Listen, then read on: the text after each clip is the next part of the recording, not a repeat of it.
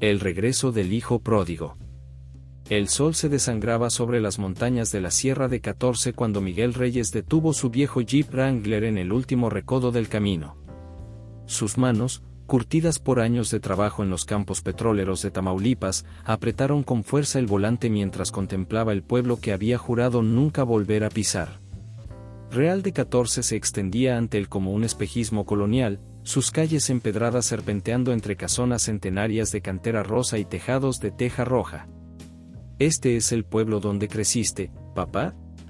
La voz de Isabel, su hija de 16 años, lo arrancó de sus pensamientos. La chica se había quitado los audífonos y observaba con fascinación el paisaje fantasmagórico que se desplegaba ante ellos. Así es, mijita, respondió Miguel, pasándose una mano por la barba entrecana. 15 años sin poner un pie en estas calles.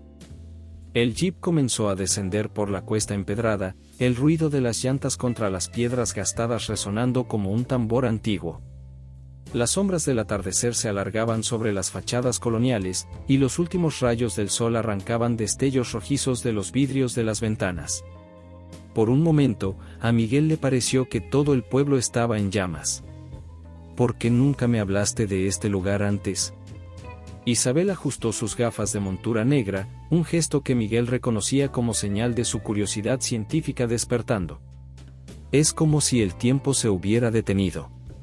Miguel suspiró profundamente mientras maniobraba el vehículo por las calles estrechas.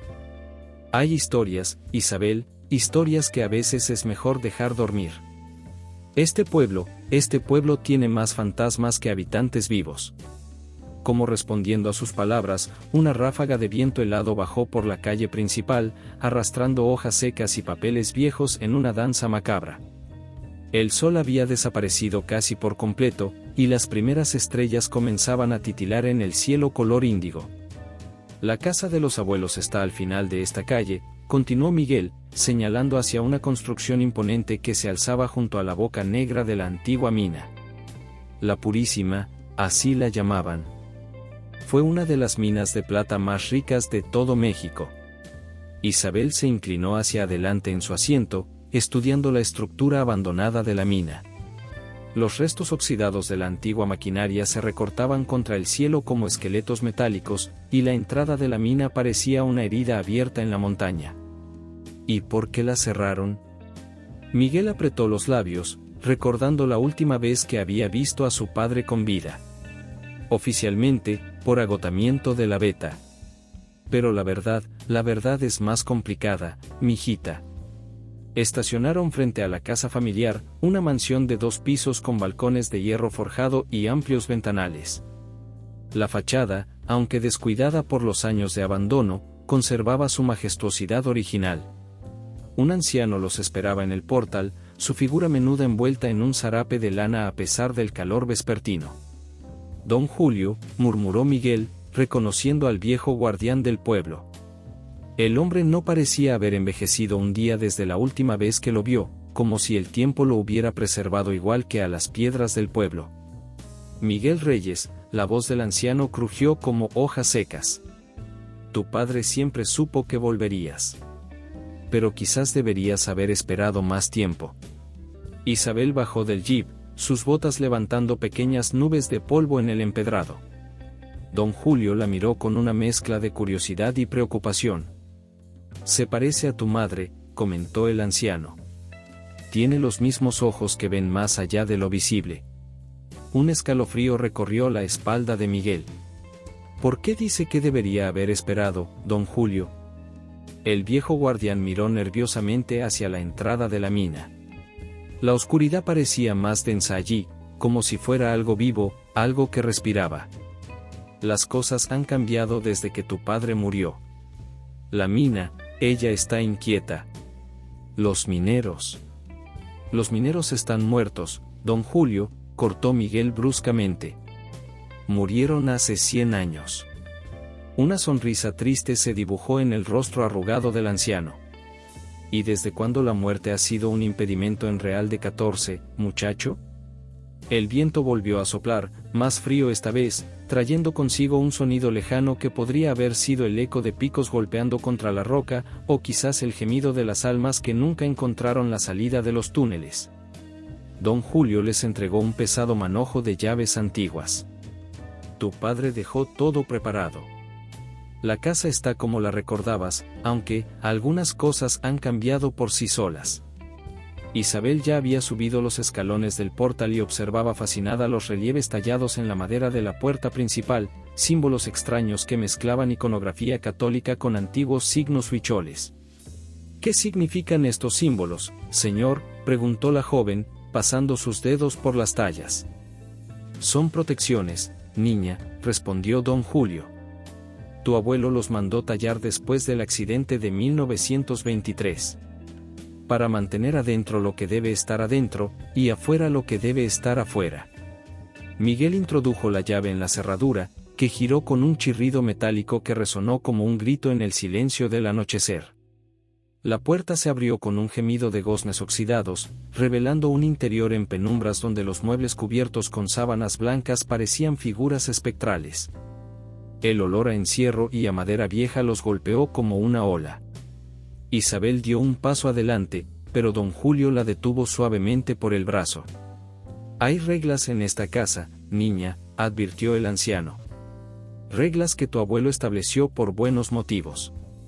Nunca abras las ventanas que dan hacia la mina después del anochecer. Nunca respondas si escuchas que alguien te llama desde el patio trasero. Y sobre todo, nunca bajes al sótano cuando escuches los tambores. ¿Qué tambores?, preguntó Isabel, pero en ese momento un ruido sordo y rítmico pareció emerger de las profundidades de la tierra, como el latido de un corazón subterráneo. Don Julio se santiguó rápidamente. Ya empezó. Los mineros saben que han vuelto. Y están inquietos, muy inquietos. Miguel empujó suavemente a su hija hacia el interior de la casa. Gracias por todo, don Julio. Ya es tarde y necesitamos instalarnos. El anciano asintió gravemente. Rezaré por ustedes esta noche, Miguel Reyes. Y recuerda, tu padre no cerró esa mina por capricho. Hay cosas más valiosas que la plata, y hay deudas que se pagan con más que dinero. Mientras cerraban la puerta, el último rayo de sol abandonó el cielo, sumiendo Real de 14 en una oscuridad casi tangible. En la distancia, el sonido de picos y palas pareció intensificarse, y por un momento, tanto Miguel como Isabel habrían jurado ver luces moviéndose en las profundidades de la mina, como si una procesión de mineros fantasmales hubiera comenzado su turno eterno en las entrañas de la montaña. La noche había llegado a Real de 14, y con ella, los antiguos habitantes de la Purísima despertaban de su sueño centenario, conscientes de que la sangre de los reyes había regresado a reclamar su herencia maldita. Voces del pasado. La primera noche en la casona de los reyes se extendió como una sombra interminable. Isabel no podía dormir. La antigua recámara que había elegido, anteriormente perteneciente a su abuela, estaba repleta de objetos que susurraban historias del pasado, fotografías amarillentas en marcos de plata oxidada, un rosario de cuentas negras colgado junto al espejo, y un viejo baúl de madera labrada que despedía un tenue aroma a sándalo y memorias olvidadas. La luz de la luna se filtraba por los visillos polvorientos, proyectando sombras que bailaban en las paredes como figuras espectrales. El reloj de péndulo del pasillo marcaba las 3 de la madrugada con campanadas que resonaban como lamentos en la quietud de la noche. Isabel se incorporó en la cama cuando escuchó pasos en el piso superior. Lentos, pesados, metálicos. Como si alguien con botas de minero caminara por el desván. Su mente racional le decía que debía ser su padre, pero Miguel dormía en la habitación contigua, podía escuchar su respiración acompasada a través de la pared. Armándose de valor, encendió la lámpara de su mesita de noche y se calzó las pantuflas. El piso de madera crujió bajo sus pies mientras se dirigía hacia la escalera que conducía al desván. Los pasos continuaban, ahora acompañados por el sonido de objetos siendo movidos, como si alguien estuviera buscando algo con urgencia. «Papá», llamó en voz baja, pero solo el eco de los pasos respondió. La escalera del desván descendió con un chirrido cuando tiró de la cuerda. El aire que bajó olía a polvo, a papel viejo y a algo metálico que le recordaba al olor de las monedas antiguas. Subió los peldaños lentamente, su corazón latiendo con fuerza contra sus costillas. El desván era un espacio amplio que ocupaba toda la extensión de la casa. La luz de la luna entraba por una claraboya polvorienta, iluminando montones de muebles cubiertos con sábanas, baúles cerrados y estanterías repletas de libros y documentos. Los pasos habían cesado, pero el aire parecía vibrar con una energía extraña, como si el espacio guardara ecos de conversaciones antiguas. Un libro abierto sobre un escritorio llamó su atención. Sus páginas se movían suavemente, aunque no había brisa. Al acercarse, Isabel reconoció la caligrafía elegante y precisa. Era el diario de su abuelo, Antonio Reyes. La beta maldita nos llama, leyó en voz alta. Los guardianes de plata están inquietos. Cada noche los escucho trabajar en los niveles más profundos, donde ningún hombre vivo se ha atrevido a descender desde el accidente. Un ruido metálico la sobresaltó. Uno de los baúles se había abierto solo, revelando su contenido, mapas antiguos de la mina, documentos amarillentos y lo que parecía ser un antiguo ritual huichol escrito en papel de pergamino. No deberías estar aquí a estas horas, niña. Isabel se giró bruscamente. En la penumbra, una figura femenina la observaba desde las sombras. Era una mujer mayor, vestida con ropas de otra época, su rostro surcado por arrugas profundas como las vetas de la mina. ¿Quién es usted? Carmen Aguirre, ama de llaves de la familia Reyes desde hace más tiempo del que puedo recordar, respondió la mujer, acercándose. La luz de la luna atravesaba su figura de una manera extraña. Tu abuelo me pidió que cuidara de la casa y de sus secretos. Pero mi padre no mencionó. Tu padre se fue hace mucho tiempo, interrumpió Carmen. Se llevó consigo el miedo, pero dejó atrás las responsabilidades. Ahora que han regresado, deben entender. La mina no es solo un agujero en la montaña. Es una puerta, y lo que hay del otro lado ha estado esperando.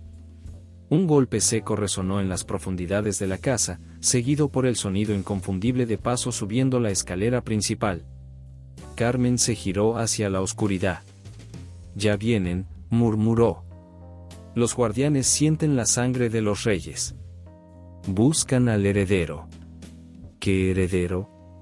¿De qué está hablando? Pero Carmen ya no estaba allí. En su lugar, solo quedaba el aire frío y el eco de sus últimas palabras.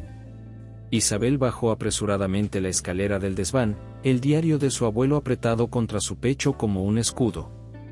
En su habitación, Miguel Reyes se despertó sobresaltado. El reloj marcaba las 3:33 de la madrugada, y un olor familiar inundaba la casa, pólvora, mineral y el sudor de cientos de hombres que nunca salieron de las profundidades de la Purísima. El teléfono sonó, sobresaltándolo. ¿Quién llamaría a esa hora? La voz al otro lado de la línea era profunda, autoritaria. Señor Reyes, soy Rosario Velasco, alcaldesa de Real de 14, la mujer hablaba con una urgencia apenas contenida. Necesitamos discutir el futuro de la mina. Han ocurrido acontecimientos. Son las 3 de la mañana, señora alcaldesa. Las 3:33, para ser exactos, respondió Rosario. La hora en que ocurrió el derrumbe hace 100 años. La hora en que 47 mineros quedaron atrapados en el nivel más profundo. La hora en que su abuelo selló la veta maldita. Miguel sintió que el aire se volvía más denso, más frío. Desde el pasillo llegó la voz de Isabel, llamándolo con urgencia. Papá. Tienes que ver esto. Encontró a su hija en el estudio de la planta baja, frente al antiguo espejo de cuerpo entero que dominaba la pared. El cristal estaba empañado, y sobre su superficie, escritas con lo que parecía ser polvo de plata, brillaban unas palabras. La deuda debe ser pagada. La sangre llama a la sangre. ¿Qué significa esto, papá? Miguel observó su propio reflejo en el espejo. Por un momento, le pareció ver otra figura detrás de él, su padre, Antonio Reyes, con el rostro cubierto de polvo de mineral y los ojos brillantes como vetas de plata pura. «Significa que cometí un error al volver», respondió finalmente. «Hay razones por las que las minas se cierran, Isabel. Y no todas tienen que ver con la geología». Un trueno retumbó en la distancia, aunque el cielo estaba despejado. Desde las profundidades de la Purísima, el sonido de picos y palas se intensificó, como si un ejército de mineros fantasmales hubiera comenzado su turno en las entrañas de la tierra. La noche en Real de 14 apenas comenzaba, y los guardianes de plata tenían mucho que revelar a los últimos descendientes de los reyes.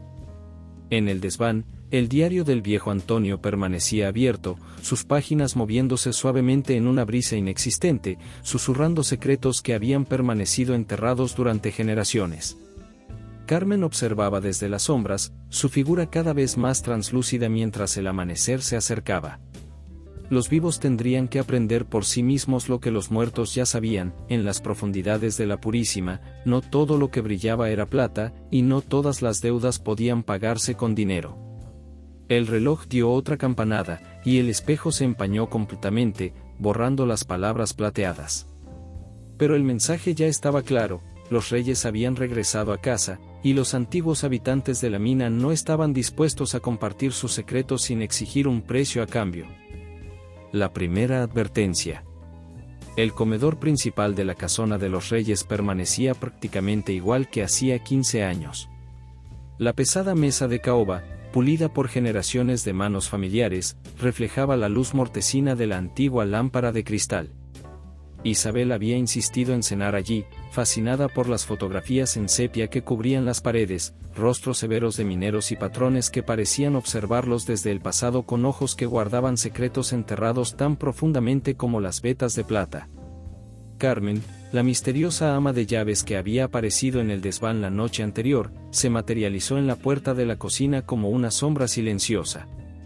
Sus manos arrugadas portaban una bandeja con platos humeantes de enchiladas mineras, una receta tradicional que los trabajadores de la Purísima solían llevar a las profundidades de la tierra. «La comida de los muertos», murmuró Carmen mientras servía los platos. Así la llamaban los mineros. Decían que el chile les daba calor para soportar el frío de los túneles más profundos. Miguel observó a la anciana con una mezcla de curiosidad y desconfianza.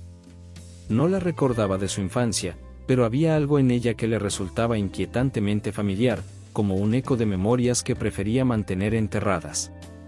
«El diario del abuelo menciona algo sobre un ritual», comentó Isabel mientras hojeaba el antiguo cuaderno que no había soltado desde su descubrimiento. «Algo que los huicholes realizaban antes de cada nueva excavación». Los cubiertos comenzaron a vibrar sobre la mesa antes de que Carmen pudiera responder. Un rumor profundo emergía de las entrañas de la tierra, como tambores distantes o el latido de un corazón subterráneo. Las copas de cristal tintineaban, y el candelabro se balanceaba suavemente, proyectando sombras danzantes sobre los rostros de las fotografías. «Los mineros están inquietos», susurró Carmen, santiguándose. «Saben que alguien quiere perturbar su descanso». El teléfono interrumpió el momento con su estridente llamada. Miguel se levantó para contestar, mientras Isabel notaba cómo los ojos de los mineros en las fotografías parecían seguir los movimientos de su padre. «Señor Reyes», la voz al otro lado de la línea era grave, profesional. «Soy Lorenzo Aguirre, de Minerales del Norte. Mi oferta por la mina sigue en pie, y el precio se ha duplicado». Miguel apretó el auricular con fuerza. «La mina no está en venta, señor Aguirre. Mi padre fue muy claro al respecto». Su padre era un hombre supersticioso, señor Reyes. La voz de Aguirre adquirió un tono cortante. «Las leyendas sobre maldiciones y mineros fantasmas son buenas para los turistas, pero estamos hablando de negocios serios. Los estudios geológicos indican que apenas se ha extraído un tercio del mineral disponible». Mientras su padre discutía por teléfono, Isabel continuaba estudiando el diario. Sus ojos se detuvieron en un pasaje particularmente intrigante. Los huicholes advirtieron que la veta más rica estaba marcada por los antiguos. Cada onza de plata extraída de allí tendría un precio en sangre. pero la codicia nos cegó a todos. De repente, todas las luces se apagaron. La oscuridad cayó sobre la casa como una mortaja, rota únicamente por la débil luz de la luna que se filtraba por los ventanales. En el silencio que siguió, pasos pesados resonaron en el piso superior. Botas con punteras metálicas golpeando el suelo de madera con un ritmo deliberado, como una procesión fúnebre. «No suban», gritó Carmen, pero Isabel ya se precipitaba escaleras arriba, seguida por su padre que había dejado caer el teléfono. El pasillo del segundo piso estaba sumido en una oscuridad casi tangible. El aire se había vuelto gélido, y cada respiración producía pequeñas nubes de vapor. Los pasos continuaban, acercándose, pero las sombras parecían engullir la luz de las linternas de sus celulares. «¿Quién anda ahí?», la voz de Miguel resonó con más autoridad de la que sentía. Los pasos se detuvieron. Un silencio sepulcral invadió el pasillo, roto únicamente por el sonido de sus propios corazones latiendo aceleradamente. Y entonces lo vieron, sobre la pared, escritas con lo que parecía ser polvo de plata, brillaban unas palabras que refulgían con luz propia. La veta está sellada por una razón. La sangre llama a la sangre. Isabel se acercó a la pared, fascinada. El polvo plateado parecía pulsar con vida propia, y al tocarlo con la punta de los dedos, sintió un hormigueo extraño que le recorrió todo el brazo. «Es polvo de plata pura», murmuró Carmen, que había aparecido silenciosamente detrás de ellos. «El mismo que se encuentra en el nivel más profundo de la Purísima. Donde ocurrió el accidente». «¿Qué accidente?», preguntó Isabel, aunque algo en su interior le decía que ya conocía la respuesta. «El derrumbe de 1923», respondió la anciana. 47 hombres quedaron atrapados en el nivel más profundo. Tu abuelo era apenas un niño entonces, pero nunca olvidó los gritos. Dicen que aún se pueden escuchar, en las noches cuando la luna está llena y el viento sopla desde el norte. Un crujido metálico llegó desde el exterior. A través de las ventanas del pasillo, podían ver la entrada de la Purísima. El antiguo Malacate, el sistema de poleas que se utilizaba para bajar y subir la carga, había comenzado a girar por sí solo. Las cadenas oxidadas chirriaban en la noche como almas en pena. «Están despiertos», susurró Carmen. «Los guardianes de plata han sentido el regreso de la sangre de los reyes. Y no están contentos». Miguel se acercó a la ventana, observando cómo las sombras parecían moverse con vida propia alrededor de la entrada de la mina. Por un momento, creyó ver una procesión de figuras espectrales, mineros con lámparas de carburo que proyectaban una luz verdosa y antinatural, dirigiéndose hacia las profundidades de la tierra. El teléfono comenzó a sonar nuevamente en la planta baja, su timbre resonando de manera diferente en la oscuridad. Pero ninguno se movió para contestar. Sabían, de alguna manera instintiva, que Lorenzo Aguirre y sus ofertas eran apenas la superficie de algo mucho más profundo y oscuro. Isabel continuó leyendo el diario, sus dedos temblando ligeramente mientras pasaba las páginas. Los huicholes realizaban un ritual antes de cada excavación. Una ofrenda a los guardianes subterráneos. Pero la última vez, cuando encontramos la veta maldita, la codicia nos hizo ignorar las advertencias. Y los guardianes cobraron su precio en sangre. Las luces parpadearon y volvieron repentinamente, pero la escritura plateada en la pared permaneció, brillando con una luminiscencia sobrenatural. Carmen se acercó a la ventana junto a Miguel, sus ojos fijos en las sombras que danzaban alrededor de la entrada de la mina. «La primera advertencia ha sido entregada», murmuró la anciana. «Pero habrá más. Los guardianes no descansan, y la deuda de sangre debe ser pagada». Un viento helado recorrió el pasillo, haciendo tremolar las llamas de las velas que Carmen había encendido. En las fotografías de las paredes, los rostros de los antiguos mineros parecían haber cambiado sutilmente, sus expresiones más severas, sus ojos brillando con un destello plateado que no estaba allí antes. La noche apenas comenzaba en Real de 14, y las profundidades de la Purísima guardaban secretos que no estaban dispuestos a permanecer enterrados por mucho más tiempo. la sangre de los reyes había regresado, y los guardianes de plata estaban despiertos, vigilantes, esperando el momento de cobrar una deuda centenaria que solo podía pagarse con algo más precioso que el mineral que habían protegido durante generaciones. Secretos enterrados.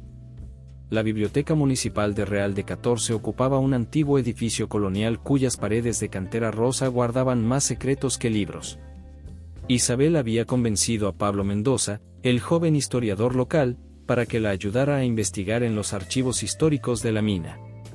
El polvo danzaba en los rayos de sol que se filtraban por los ventanales, mientras ambos se sumergían en documentos amarillentos y fotografías desvaídas. «Aquí está», murmuró Pablo, ajustándose las gafas mientras extraía un pesado libro de registro. El accidente de 1923.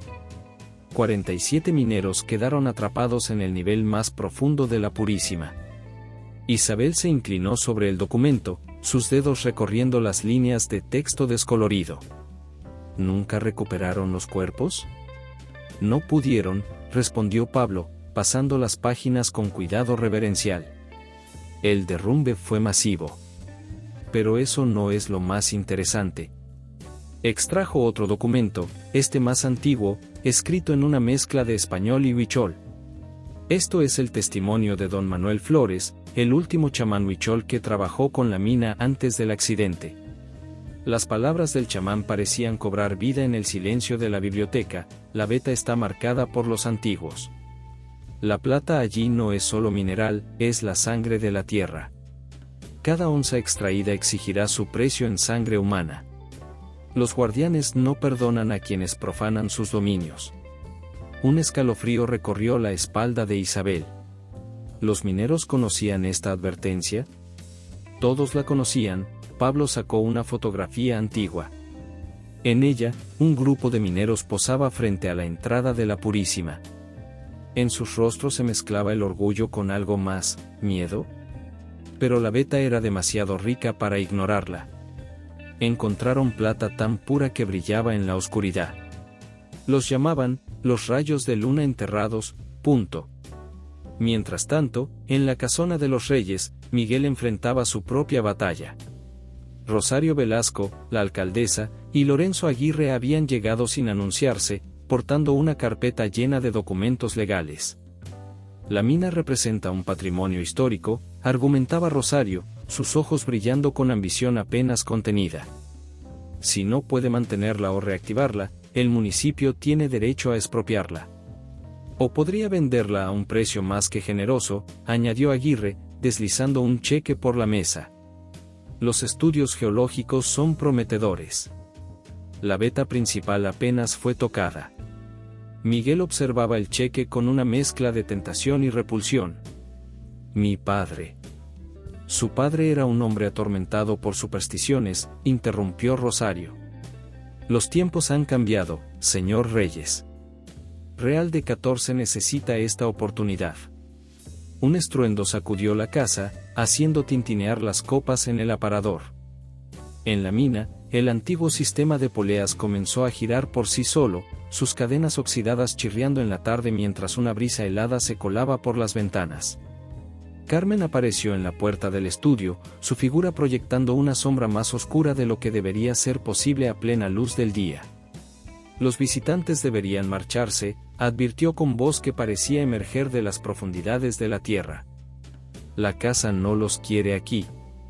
En la biblioteca, Isabel y Pablo habían descubierto algo más perturbador. Un registro detallado de todos los accidentes en la mina, antes y después del gran derrumbe. Mira esto, señaló Pablo. Cada accidente ocurrió exactamente 3 días después de que extrajeran plata de la veta maldita. Y las víctimas, todas tenían alguna conexión con la familia Reyes. ¿Qué tipo de conexión? Trabajadores, socios, familiares. Es como si la mina estuviera cobrando una deuda de sangre, pero no al azar. Siempre siguiendo un patrón relacionado con tu familia. Isabel sintió que el aire se volvía más frío. Las páginas del registro comenzaron a moverse por sí solas, como impulsadas por una brisa inexistente, hasta detenerse en una entrada específica, la muerte de su abuelo. Antonio Reyes, leyó Pablo en voz baja. Encontrado en el nivel más profundo de la mina, aunque había estado sellado por décadas. Su cuerpo estaba cubierto de polvo de plata pura. Un grito agudo atravesó el aire, proveniente de la dirección de la mina.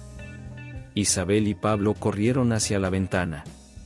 2 trabajadores salían corriendo de la Purísima, sus rostros blancos de terror. «Los vimos», gritaban. «Los mineros muertos siguen trabajando allí abajo». En la casona, la reunión había tomado un giro siniestro. Las luces parpadeaban, y un viento helado hacía volar los documentos por la habitación. Rosario y Aguirre observaban con horror cómo las fotografías en las paredes cambiaban, los rostros de los antiguos mineros se transformaban, sus ojos brillando con un destello plateado sobrenatural. «Esto no ha terminado», advirtió Carmen mientras los visitantes huían de la casa. «Han despertado algo que debería haber permanecido dormido». Isabel regresó a casa al atardecer, sus brazos cargados de documentos y su mente llena de preguntas. Encontró a su padre en el estudio, contemplando el cheque que Aguirre había dejado. «La veta maldita», dijo Isabel sin preámbulos. No solo contenía plata. Era un antiguo templo huichol. Cada extracción era una profanación. Miguel levantó la mirada, y por un momento, Isabel vio en sus ojos el mismo brillo plateado que había notado en las fotografías. «Tu abuelo lo descubrió demasiado tarde», respondió. «La noche que murió, dejó una nota. Decía que había encontrado la manera de sellar la deuda de sangre, pero el precio». Un ruido sordo interrumpió sus palabras. Los tambores subterráneos habían comenzado nuevamente, más fuertes que nunca. Y esta vez, mezcladas con su ritmo, se podían escuchar voces cantando en huichol, un cántico antiguo que hablaba de deudas, sangre y redención. Carmen apareció en la puerta, sus ojos fijos en algo que solo ella podía ver. «Los guardianes han mostrado su mano», murmuró. «Ahora es tu turno de jugar, Miguel Reyes. Pero recuerda, en las profundidades de la Purísima, las apuestas siempre se pagan con sangre». La noche caía sobre Real de 14, y con ella, las sombras parecían cobrar vida propia. En la mina, las luces fantasmales de las lámparas de carburo comenzaban su danza eterna, mientras los guardianes de plata continuaban su vigilia centenaria, esperando el momento en que la deuda final sería saldada. El ritual. La luz del atardecer teñía de sangre las paredes de cantera de Real de 14 cuando Isabel finalmente logró convencer a don Manuel, el último chamán huichol del pueblo, para que visitara la casona de los reyes. El anciano llegó envuelto en un zarape multicolor, sus profundos ojos negros evaluando cada rincón de la propiedad como si pudiera ver más allá de las paredes y el tiempo. «Los espíritus están agitados», declaró don Manuel mientras desempacaba sus implementos rituales sobre la mesa del comedor. «Sienten la codicia de los vivos aproximándose nuevamente a sus dominios». Miguel observaba con una mezcla de escepticismo y temor cómo el anciano disponía cuidadosamente cada elemento: copal, velas de cera negra, un espejo de obsidiana y un puñado de lo que parecía ser polvo de plata mezclado con hierbas secas. «¿Estás seguro de que esto es necesario?», preguntó Miguel, pero el temblor en su voz traicionaba su aparente incredulidad. Don Manuel levantó la mirada, sus ojos brillando con una sabiduría antigua. «Tu padre entendió demasiado tarde el poder de los guardianes, Miguel Reyes. La plata no es solo un metal, es la sangre de la tierra, y los antiguos la protegen con un celo que los vivos apenas pueden comprender». Carmen apareció silenciosamente, como era su costumbre, portando un brasero de barro negro que había permanecido guardado en el sótano durante décadas. «Este es el mismo que usó el último chamán antes del accidente», murmuró la anciana. «Todavía tiene las marcas de aquella noche». El ritual comenzó al anochecer. Don Manuel encendió el copal en el brasero, y pronto el aire se llenó con el aroma sagrado que por siglos había acompañado las ceremonias huicholes. El humo ascendía en espirales hipnóticas mientras el chamán cantaba en su lengua ancestral, su voz grave resonando con el poder de generaciones de sabios. De repente, las velas se apagaron simultáneamente, aunque no había brisa. Una corriente de aire helado recorrió la habitación, y el humo del copal comenzó a formar figuras reconocibles, siluetas de mineros trabajando, procesiones de almas cargando lingotes de plata, rostros que emergían y se desvanecían en la bruma aromática. «Están aquí», exclamó don Manuel, su voz adquiriendo un timbre diferente, más profundo, como si otras voces se mezclaran con la suya. «Los guardianes quieren hablar». A través del humo, una figura comenzó a materializarse. Isabel fue la primera en reconocerlo, era Antonio Reyes, su abuelo, pero no como aparecía en las últimas fotografías, sino como era en su juventud, cuando apenas comenzaba a administrar la mina. Sus ojos brillaban con un resplandor plateado sobrenatural. «La plata está maldita», la voz de Antonio resonaba como si viniera desde el fondo de un túnel infinito. «Cada pieza extraída se cobra en sangre. Los guardianes no perdonan la profanación de sus dominios sagrados». «¿Qué quieren?», preguntó Isabel, dando un paso adelante. «¿Qué debemos hacer?». La figura de Antonio se volvió hacia ella, y por un momento, la joven sintió que su mirada plateada penetraba hasta su alma. «La deuda debe ser pagada. La sangre llama a la sangre. Pero hay un camino que yo no pude completar». El humo se arremolinó más intensamente, y otras figuras comenzaron a emerger, los 47 mineros atrapados en el derrumbe de 1923, sus rostros congelados en una expresión de terror eterno. Entre ellos, destacaba una figura que portaba un antiguo medallón de plata. «El medallón del guardián», murmuró don Manuel. «La llave que sella y libera el poder de la mina. Se perdió en el derrumbe, o eso creíamos». Antonio asintió, su figura fluctuando en el humo. «Está en el nivel más profundo, donde los antiguos construyeron su templo. Debe ser recuperado y utilizado en el ritual de sellado durante la próxima luna llena. Solo así la deuda podrá ser cancelada». Un ruido ensordecedor sacudió la casa, como si cientos de picos golpearan simultáneamente las paredes de roca de la mina. Las fotografías en las paredes vibraban, y los rostros en ellas parecían moverse, sus ojos siguiendo cada movimiento en la habitación.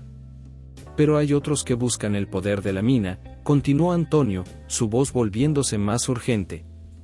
«La codicia humana no conoce límites. Si encuentran el medallón antes que ustedes». «Rosario y Aguirre», interrumpió Miguel. «Han estado realizando estudios geológicos en secreto. Planean reabrir la mina». La figura de Antonio comenzó a desvanecerse, pero sus últimas palabras resonaron con claridad cristalina: «Tienen hasta la próxima luna llena. Después, los guardianes reclamarán su deuda en su propia manera». Don Manuel cayó de rodillas, exhausto. El humo del copal se disipó gradualmente, llevándose consigo las apariciones, pero el aire permaneció cargado de una energía sobrenatural. El espejo de obsidiana sobre la mesa mostraba ahora extraños símbolos grabados en su superficie, un mapa de los niveles más profundos de la Purísima. «El camino está marcado», dijo el chamán mientras recuperaba el aliento. «Pero no será fácil. Los guardianes pondrán a prueba su valor y su sangre antes de permitirles llegar al medallón». Carmen recogió el espejo con manos temblorosas.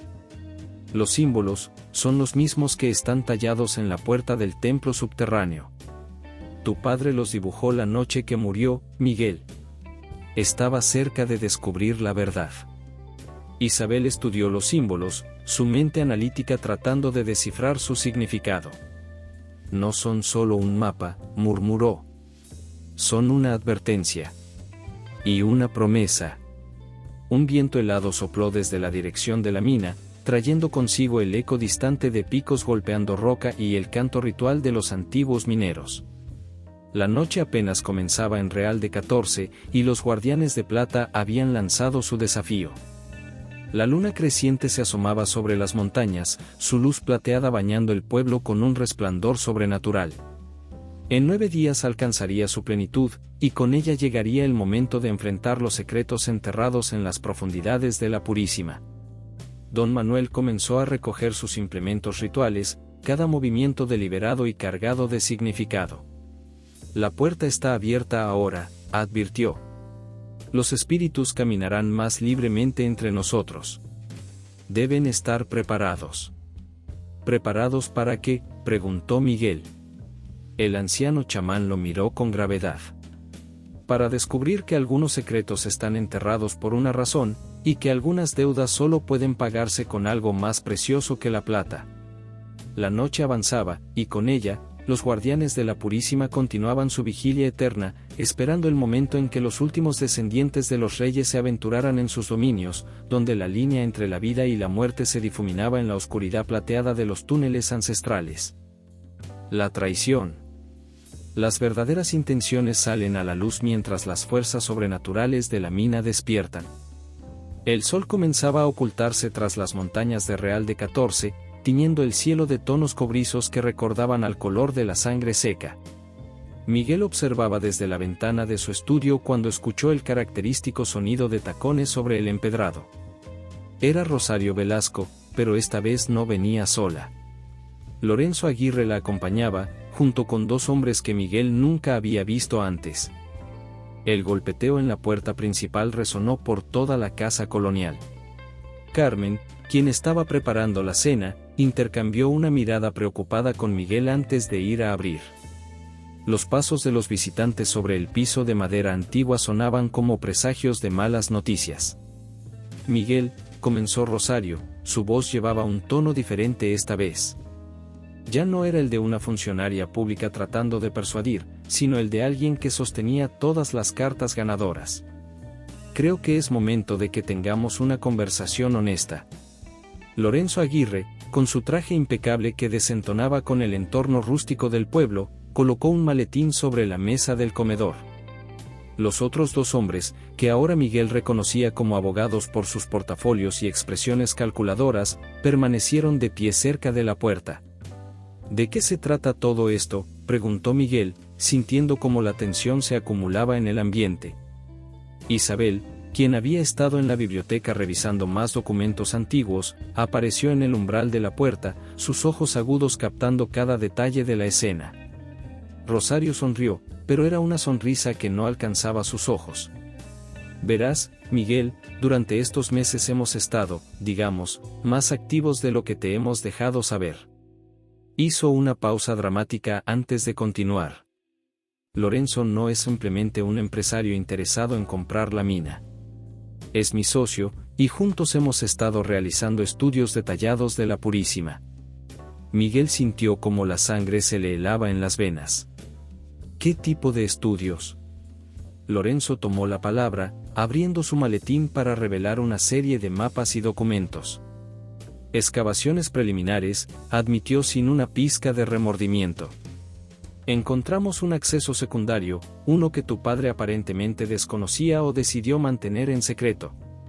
Isabel se acercó a la mesa, sus manos temblando ligeramente mientras examinaba los mapas.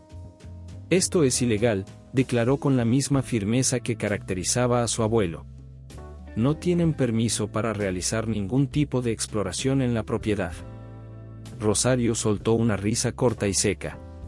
¿Ilegal? Querida, soy la alcaldesa. Los permisos son meras formalidades que pueden ajustarse según las necesidades del pueblo. Los abogados avanzaron entonces, colocando una pila de documentos sobre la mesa.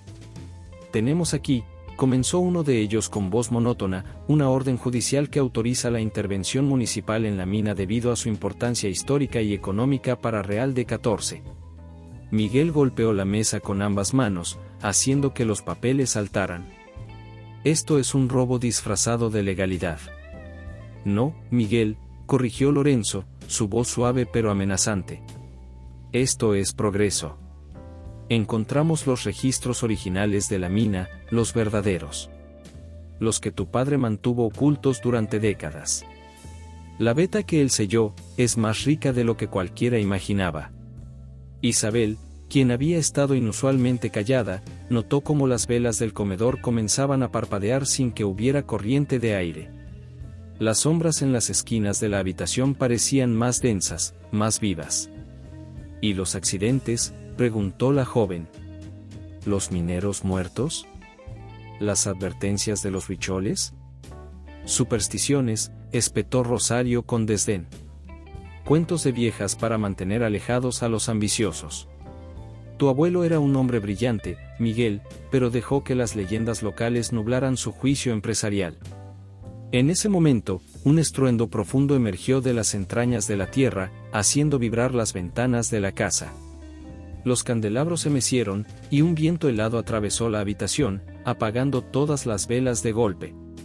Ya comenzaron, murmuró Carmen desde su rincón, persignándose. Los mineros muertos están inquietos. Como respondiendo a sus palabras, gritos aterrorizados comenzaron a escucharse desde la dirección de la mina. Eran voces de hombres, voces de pánico puro y primitivo. El grupo se precipitó hacia la ventana, justo a tiempo para ver a dos trabajadores emergiendo de la entrada secreta de la mina, sus rostros blancos como el papel, sus ropas cubiertas de un polvo plateado que brillaba de manera antinatural en el crepúsculo. «Están ahí abajo», gritaba uno de ellos, tropezando en su carrera. «Los muertos. Los mineros muertos siguen trabajando en los túneles». El segundo trabajador, apenas capaz de hablar entre jadeos, se desplomó en el suelo del patio. Los vimos, con sus picos y palas, sus ojos. Dios santo, sus ojos brillaban como plata líquida. Lorenzo intentó mantener la compostura, pero el temblor en sus manos lo delataba. «Son solo gases de la mina», declaró con voz temblorosa. «Alucinaciones causadas por la falta de oxígeno». «No», intervino Isabel, sosteniendo el diario de su abuelo. «Es la maldición. La beta que encontraron, no es solo plata lo que contiene». Sus ojos recorrían frenéticamente las páginas del diario. «Aquí está, el templo. La beta maldita atraviesa un antiguo templo huichol. Cada extracción es una profanación». Rosario comenzó a reír, una risa histérica que bordeaba la locura. ¿Un templo? ¿Es eso lo que detuvo a tu padre? ¿Unas ruinas indígenas y supersticiones de ignorantes? Las luces de la casa comenzaron a parpadear, y el viento que soplaba por los pasillos traía consigo susurros en una lengua antigua y olvidada. Los abogados, perdiendo toda pretensión de profesionalismo, retrocedieron hacia la puerta. «Esto no ha terminado», declaró Rosario, recuperando algo de su compostura. «Tenemos los documentos, tenemos los permisos. La mina será reabierta, con o sin su cooperación». Mientras el grupo se retiraba apresuradamente de la casa, Miguel notó algo perturbador: las huellas que dejaban en el polvo del piso brillaban con un tenue resplandor plateado, como si la plata maldita ya hubiera comenzado a marcarlos. Isabel se acercó a su padre, sosteniendo el diario con fuerza contra su pecho. «Papá», el abuelo escribió algo más. Algo sobre un ritual de protección, pero está en huichol. Necesitamos ayuda para descifrarlo. Miguel asintió, comprendiendo que la verdadera batalla apenas comenzaba. La codicia de Rosario y Lorenzo había despertado fuerzas que llevaban décadas dormidas, y ahora, las profundidades de la Purísima comenzaban a agitarse con una furia ancestral. Carmen se acercó a las ventanas, cerrando las cortinas mientras murmuraba antiguas oraciones. En la distancia, el sol terminaba de ocultarse, y la oscuridad que envolvía a Real de 14 parecía más espesa que nunca. Desde la entrada de la mina, un coro de susurros espectrales comenzó a elevarse, llevando consigo el eco de picos golpeando contra la roca y el tintineo fantasmal de carritos mineros en movimiento. La noche había caído sobre Real de 14, pero las verdaderas sombras, aquellas que habían permanecido ocultas durante décadas en las profundidades de la Purísima, apenas comenzaban a despertar. El descenso. Las profundidades de la mina revelan sus secretos más oscuros mientras padre e hija enfrentan el peligro. La madrugada apenas comenzaba a teñir el cielo de Real de 14 cuando Miguel e Isabel se preparaban para descender a la mina. El aire frío de la montaña cortaba como navajas, y la niebla se arrastraba por las calles empedradas como un manto fantasmal. Don Manuel, el anciano huichol, los había advertido que este era el momento propicio, cuando el velo entre los mundos era más delgado. «Tienen que detenerlos antes de que lleguen al templo», les había dicho la noche anterior, sus ojos ancianos brillando con preocupación mientras les entregaba unos pequeños saquitos de piel llenos de hierbas sagradas. Si profanan el altar principal, ni todos los rituales del mundo podrán contener lo que despierten. Miguel revisaba el equipo esparcido sobre la mesa de la cocina: linternas de LED, cuerdas, cascos con lámparas, cantimploras, y el viejo mapa de la mina que Isabel había encontrado en el diario de su abuelo. Carmen les preparaba café mientras murmuraba oraciones, sus manos temblorosas derramando algunas gotas sobre el mantel. Todavía pueden llamar a las autoridades, sugirió la anciana ama de llaves, aunque sabía que era inútil. La policía estatal. Rosario tiene comprados a todos, interrumpió Miguel, ajustándose el arnés de seguridad. Y para cuando alguien honesto llegue de San Luis Potosí, ya será demasiado tarde. Isabel, quien había estado estudiando el diario toda la noche, levantó la vista de sus notas. Según los registros del abuelo, el templo está en el nivel más profundo, donde la veta principal se cruza con una antigua corriente subterránea. Los huicholes lo llamaban el lugar donde la plata llora. Un golpe en la puerta lo sobresaltó.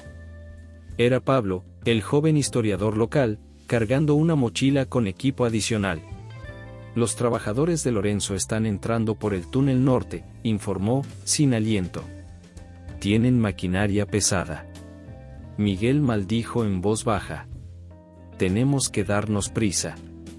¿Encontraste la entrada que mencionaste? Pablo asintió. El pasaje secreto que usaban los huicholes. Está parcialmente derrumbado, pero podemos pasar. Nos dará ventaja, ellos tendrán que tomar el camino largo con su equipo. Se movieron en la penumbra del amanecer, atravesando los patios traseros de las viejas casonas hasta llegar a una zona menos transitada de la montaña. Pablo los guió hasta lo que parecía ser una grieta natural en la roca, casi oculta por la maleza. El olor a humedad y mineral era intenso.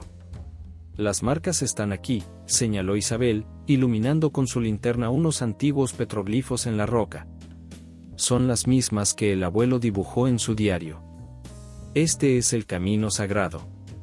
El descenso inicial fue agotador. El pasaje era estrecho y serpenteante, con escalones tallados en la roca viva que se habían desgastado con los siglos. El aire se volvía más denso a medida que se adentraban en las entrañas de la montaña, y el silencio era tan profundo que podían escuchar el goteo del agua en las galerías distantes.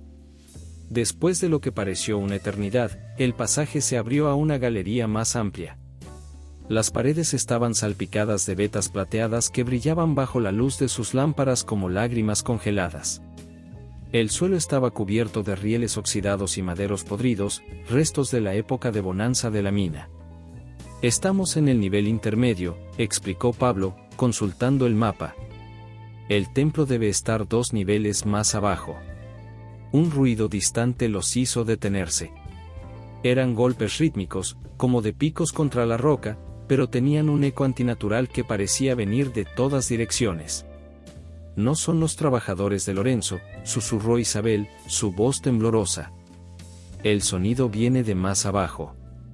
Continuaron su descenso por un antiguo tiro minero, usando las cuerdas para asegurarse.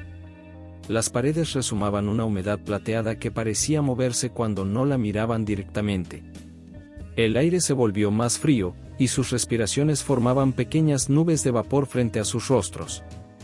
En el siguiente nivel, encontraron las primeras señales de la excavación ilegal de Lorenzo. Había marcas recientes de maquinaria en las paredes, cables eléctricos tendidos de manera descuidada, y lámparas de trabajo abandonadas que parpadeaban débilmente. Miren esto, llamó Pablo, iluminando una pared. Había marcas de barrenos recientes que habían atravesado un antiguo mural huichol. Las figuras dañadas parecían retorcerse bajo la luz, como si sufrieran por la profanación. Un grito lejano lo sobresaltó. Era una voz humana, llena de pánico, seguida por el estruendo de maquinaria pesada y el sonido de rocas cayendo. «Vienen del nivel inferior», exclamó Miguel. «Rápido». Se apresuraron por una rampa de servicio, casi tropezando con los escombros. El aire se volvía cada vez más frío, y un olor metálico, como de sangre fresca, comenzó a inundar el ambiente. Cuando llegaron al último nivel, la escena que encontraron los dejó paralizados. Las potentes lámparas de trabajo de Lorenzo iluminaban una cámara inmensa, tallada en la roca viva. En el centro, un antiguo altar de piedra se alzaba rodeado de columnas decoradas con espirales y figuras antropomorfas. Las paredes estaban cubiertas de vetas de plata tan puras que parecían espejos líquidos. Lorenzo y sus hombres estaban allí, rodeando el altar con herramientas y explosivos. Rosario también estaba presente, su rostro iluminado por una codicia febril mientras acariciaba las vetas de plata expuestas. «Deténganse», gritó Miguel, su voz resonando en la cámara. «No saben lo que están haciendo». Rosario se volvió hacia ellos, sonriendo con desdén.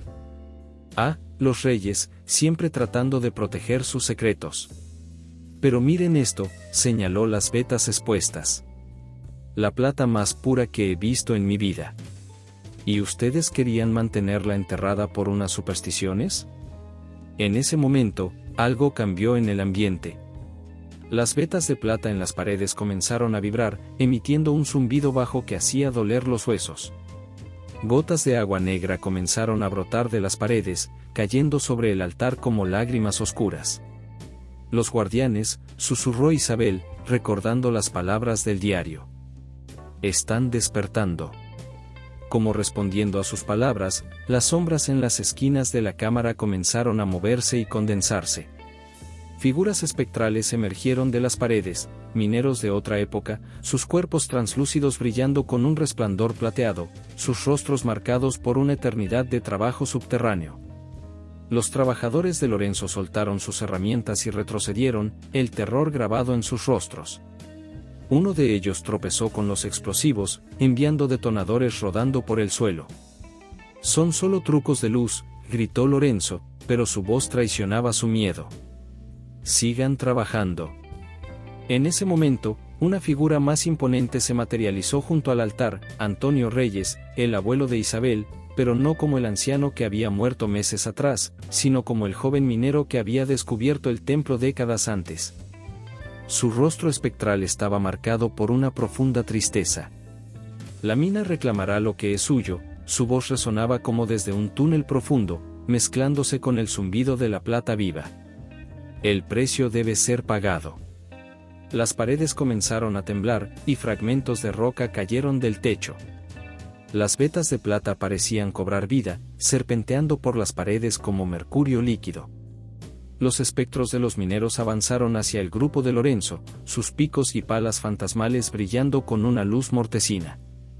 «Hay que salir de aquí», gritó Pablo, jalando a Isabel hacia la salida. Miguel intentó alcanzar a Rosario y Lorenzo, pero ellos ya corrían hacia el túnel principal, seguidos por sus aterrorizados trabajadores. El templo entero se estremecía ahora. Grandes bloques de piedra caían del techo, y las vetas de plata parecían derretirse, formando riachuelos brillantes que fluían hacia el altar. Los espectros de los mineros muertos continuaban avanzando implacablemente, sus figuras fundiéndose con la plata líquida que brotaba de las paredes. Miguel, Isabel y Pablo apenas lograron alcanzar la rampa de servicio cuando escucharon los gritos de los hombres de Lorenzo, atrapados en el túnel principal. El estruendo del derrumbe ahogó sus voces, mientras la montaña misma parecía despertar de un largo sueño. Corrieron por los antiguos pasajes, guiados por el resplandor cada vez más débil de sus linternas. Detrás de ellos, podían escuchar el rugido de la montaña y los ecos espectrales de picos golpeando contra la roca, cada vez más distantes. Cuando finalmente emergieron por la grieta en la roca, el sol ya estaba alto en el cielo. Se desplomaron sobre la hierba, jadeando, mientras observaban cómo una nube de polvo se elevaba de varias entradas de la mina.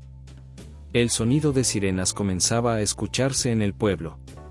Isabel, todavía temblando, sacó el diario de su abuelo. En la última página, con una caligrafía que no era la de Antonio, habían aparecido nuevas palabras escritas en tinta plateada: «Los guardianes descansan, pero nunca duermen. La plata tiene memoria, y la sangre llama a la sangre». La mina había reclamado su precio, y los secretos del templo Huichol permanecerían enterrados en sus profundidades, custodiados por aquellos que habían entregado sus vidas a la montaña de plata. El legado. El equilibrio regresa a Real de 14 mientras los guardianes encuentran la paz. Los meses que siguieron al incidente en la mina transformaron a Real de 14 de maneras que nadie hubiera podido predecir. El pueblo, que durante décadas había vivido a la sombra de la Purísima, comenzaba a despertar a una nueva realidad, como si un pesado velo se hubiera levantado de sus calles empedradas. El amanecer pintaba de rosa las paredes de cantera de la casa de los reyes mientras Isabel, sentada en el antiguo escritorio de caoba de su abuelo, terminaba de escribir en el diario familiar. La tinta se deslizaba sobre el papel amarillento, agregando un capítulo más a la historia centenaria de la mina y sus guardianes. La verdad sobre la Purísima, escribía, nunca fue sobre la plata que guardaba en sus entrañas, sino sobre el equilibrio que nuestros antepasados, tanto españoles como huicholes, aprendieron a respetar. A veces, los tesoros más valiosos son aquellos que decidimos no tomar. Un golpe suave en la puerta interrumpió sus pensamientos. Era Carmen, llevando una bandeja con chocolate caliente y pan dulce recién horneado. La anciana ama de llaves, quien había sido testigo de tantos secretos familiares, sonrió al ver a la joven escribiendo en el diario. Tu abuelo solía sentarse exactamente así, comentó, colocando la bandeja sobre el escritorio. Con esa misma expresión de concentración en el rostro.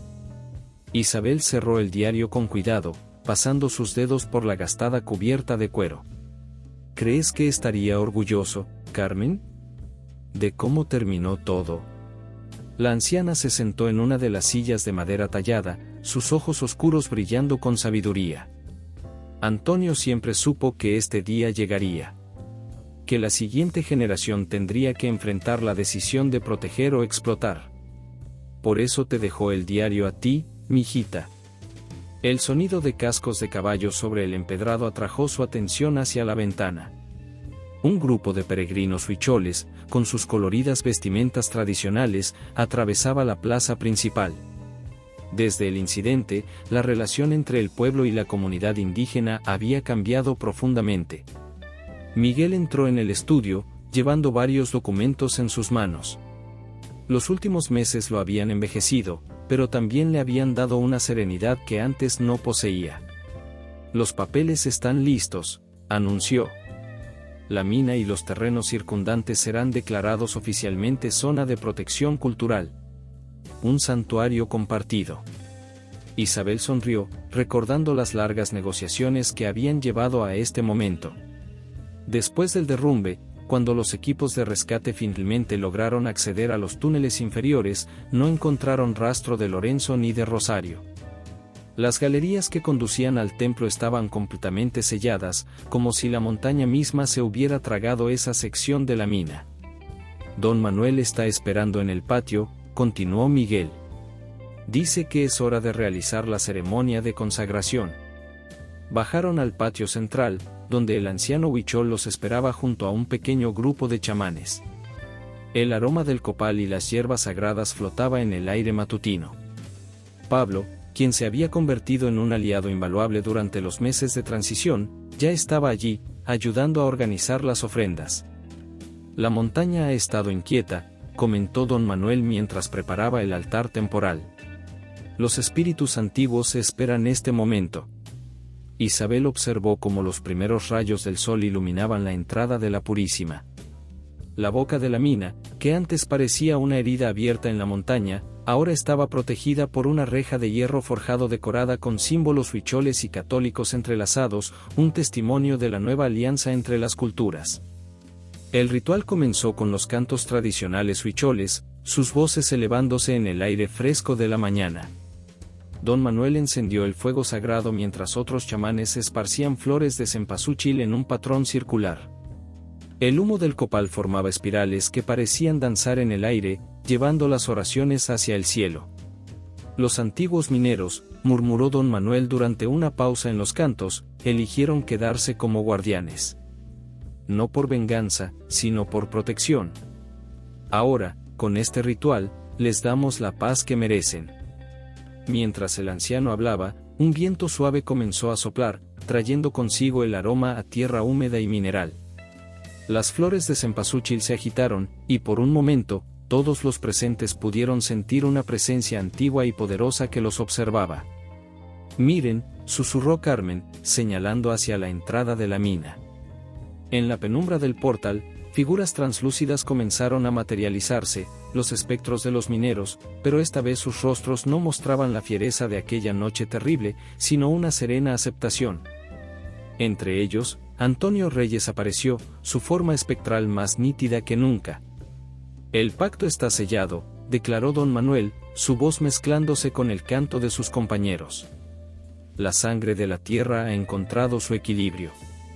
Las apariciones comenzaron a desvanecerse lentamente, como niebla bajo el sol de la mañana. El último en desaparecer fue Antonio, quien antes de fundirse con la luz del amanecer, dirigió una última mirada de orgullo hacia su familia. Los meses siguientes trajeron cambios significativos a Real de 14. El pueblo, que durante años había dependido de la promesa de reabrir la mina, comenzó a encontrar nuevos caminos. El turismo cultural floreció, atraído por la rica historia del lugar y la presencia de los peregrinos huicholes. Las viejas casonas se transformaron en hoteles boutique y centros culturales, mientras que artesanos locales revivían antiguas tradiciones. Isabel estableció un pequeño museo en la planta baja de la casa familiar, donde el diario de su abuelo ocupaba un lugar de honor junto con fotografías y artefactos que contaban la historia de la Purísima. Los visitantes podían aprender sobre la delicada relación entre la minería y las tradiciones sagradas, sobre el respeto a la tierra y sus misterios. Una tarde, mientras el sol se ponía sobre las montañas, Isabel encontró a su padre en el balcón principal, contemplando el pueblo que se extendía bajo ellos. Las luces comenzaban a encenderse en las calles, como estrellas terrestres que respondían a las que aparecían en el cielo. «¿Sabes?», dijo Miguel, señalando hacia la Purísima. «Durante años pensé que el abuelo estaba equivocado al mantener la mina cerrada. Creía que estaba negándole el progreso al pueblo por supersticiones». Isabel se apoyó en la barandilla junto a él. «Pero no eran supersticiones, ¿verdad? Era sabiduría antigua». «Más que eso», respondió Miguel. «Era un entendimiento profundo de que algunas riquezas no se miden en plata. El verdadero tesoro de Real de 14 siempre ha sido su alma, esa mezcla única de culturas y creencias que han aprendido a convivir en armonía». En la distancia, el sonido de tambores huicholes se mezclaba con las campanas de la iglesia del pueblo. Don Manuel y su grupo realizaban una ceremonia en la entrada de la mina, donde ahora un pequeño altar permanente servía como punto de encuentro entre dos mundos. Isabel sacó el diario de su bolso y lo abrió en la última página, donde había estado escribiendo esa mañana. «La plata de Real de 14», leyó en voz alta, «nunca fue nuestra para tomarla. Somos guardianes, no dueños. Cada generación debe aprender esta verdad por sí misma, y en ese aprendizaje está la verdadera riqueza de nuestra herencia». Un viento fresco sopló desde la montaña, trayendo consigo el aroma a salvia y copal. Por un momento, las sombras en la entrada de la mina parecieron tomar forma, y los espectros de los antiguos mineros aparecieron una vez más, sus figuras plateadas brillando suavemente en el crepúsculo. Saludaron en silencio antes de desvanecerse en la luz mortecina del atardecer. La maldición de la Purísima no había terminado, no realmente. Pero había encontrado su propósito y sus verdaderos guardianes. La plata seguiría brillando en las profundidades de la montaña, custodiada por aquellos que habían aprendido que algunos tesoros son más valiosos cuando permanecen intactos, protegidos por el respeto y la memoria de quienes entienden que la verdadera riqueza no siempre se mide en onzas de metal precioso. El sol terminó de ocultarse tras las montañas, y las primeras estrellas comenzaron a brillar en el cielo de Real de 14. Isabel cerró el diario y, junto con su padre, observó cómo la noche envolvía al pueblo en su manto oscuro. En la distancia, los cantos huicholes continuaban, llevando sus antiguas oraciones hacia el cielo, mientras la montaña y sus guardianes descansaban en paz, sabiendo que su secreto estaba finalmente a salvo. Fin.